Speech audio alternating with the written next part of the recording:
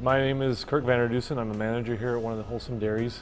My family's actually been involved in the dairy business in some aspect for over 8 generations, starting back from Holland. As you can see by my model here, we are definitely not the local small mom and pop dairy with a red barn and cows out in the pasture.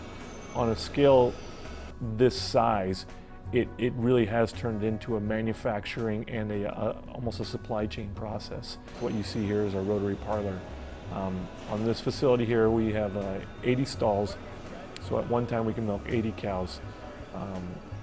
A trip around the rotary takes about 8 minutes per animal, and so there's a lot of things going on, as you can see, while these animals are getting milked. There's about 2 minutes of prep time, so we're removing debris from the animal's udders, getting things prepped and ready for machine attachment to actually start harvesting that milk. Once the machine is attached, the cow is actually only being milked for approximately 4 minutes, 4.5 minutes. During that time, there's a series of automation that's happening with vacuum that's stimulating and simulating milk suckling like from a calf. When she goes back out to her pen, we've just dropped a whole pile of new feed for her that we've mixed out in our commodity barns. That's a very high energy, well-balanced ration that gives the animal exactly what she needs for the highest milk production possible. Our facility is set up with a methane digester, a plug flow methane digester, which helps us recycle, reduce, reuse waste product that the animal is not using from her feed consumption. So she's taking in close to 100 pounds of feed every day. She uses what she needs for energy needs and also for milk production, but whatever she doesn't use, she expels out the other end, and I need to do something with that. So we manage that manure, and that's another driving system on my dairy. My methane digester handles a lot of that material and turns it into things that I can use, that my farmers can use, and that the cow can reuse in the end.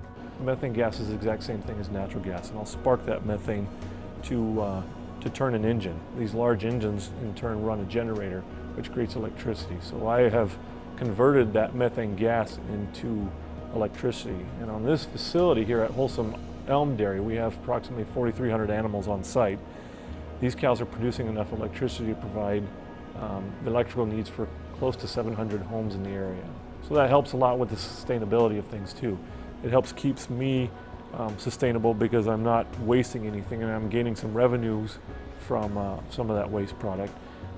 Local farmers are able to benefit from a cheaper fertilizer, and also application times. I can really give them what they need at times when they need it, and it keeps them profitable, because now they can in turn sell me a crop at a price they probably weren't able to convert themselves internally for their own cows.